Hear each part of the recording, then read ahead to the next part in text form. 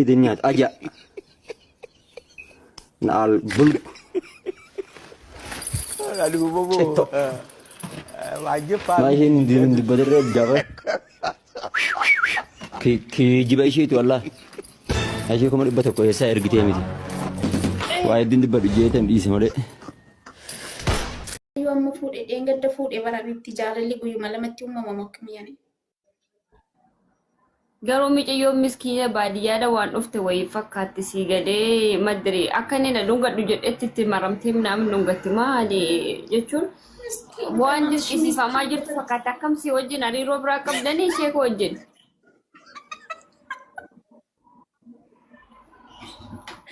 Waayee gudee waan dirqisiifamaa jirtu fakkaatti.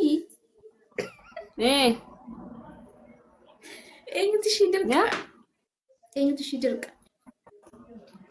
Ustaaza moo? Maalitti ishii dirqa na dhungadhu? No jechuun wanni tokko ni jira. Namni miiratti እንጂ ይሄ ፍቅር አይደለም። አይ ዶንት ኖ አገሯን የሚሄዱ በእናትሽ ለዲሲ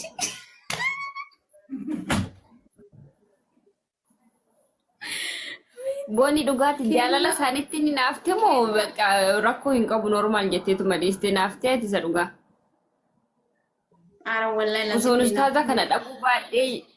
ustaaza kana odoon dhabuu baadhee jettee beektaa keessi kee yaadee beekaa isa dhugaa. ወላሂ ያዴን ቤኩ ተካለ ወላሂ ላዚም ጀዴን ቤኩ Taaptaabiin gootanii guys maaya akkumutu dhaggeeffatanii taaptaabiin godhuu isaa. Takkaa yaaddeen beektu osoo dhiisuu baadhee jiraadhee osoo ol kayyanuu baadhee jiraannee jettee gaabbiteen beektu. No wallahi Uummanni bari yeroo baay'ee koomantii kennan laala akka ati waan gaabbitee wayiitu koomantii gizee ati taphachuudhaaf bakka normaal taphachuudha waan ati barreessitu dhugaasi waan ati naafaa jirtu itti fakkaata bar. Inaaf teessatti isa dhabuu kee kana. Islamaa ofii keetiif akka hin barbaanne itti himte miti. Kenna ati jechuun iccitii keenya ni beektame waggaa tokko guutuu waliin aga turretti iccitii kiyyaaf ustaaza ni beektame. Dhugaan.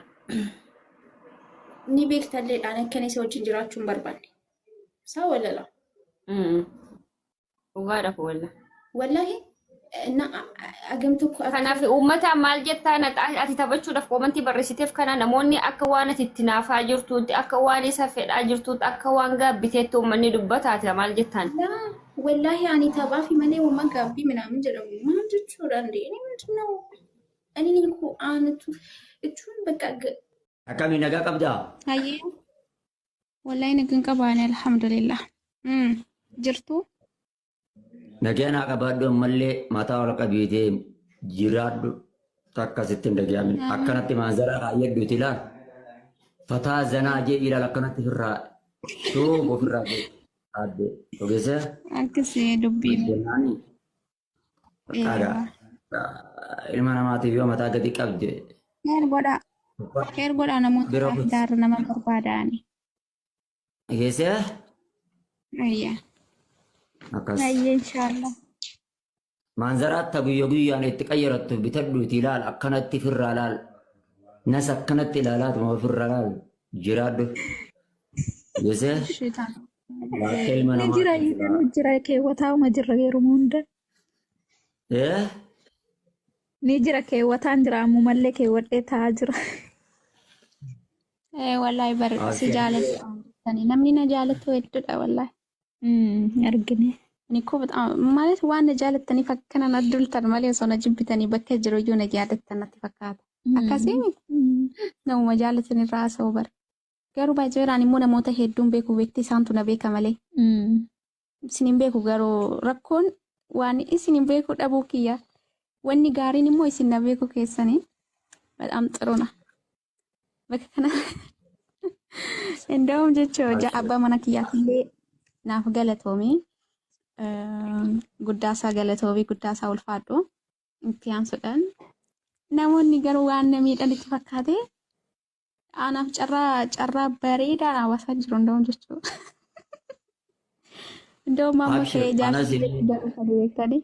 anas immoo Isiin amma bakka akka waan kanarratti namiidhaniitti yookaan tila akkuma yookiin boo'icha qiyyaa fi akkuma hiyyeessa qiyyaa laalaniiti habaaragee yookaan miyyoo tana dhiisu jaani angaruu yoo du'a taate qofa duuti silaa osoo naa danda'am osoo rabbiin ka dandeessisutti taate silaa bakka takkatti guyyuma tokko naafisillee fuudhee laaduma tokko silaa waliin qabrii silaa seenneen barbaada.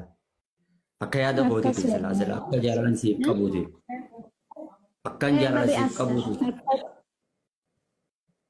Anaaf Abshir takka wabbaa mana kiyyaa. abshir. Siin jechuu Rakkoon bara barbaade. uummata rakkoon hin jiru ani jechuun ani nama miidiyaati. Miidiyaa kana ni beeka.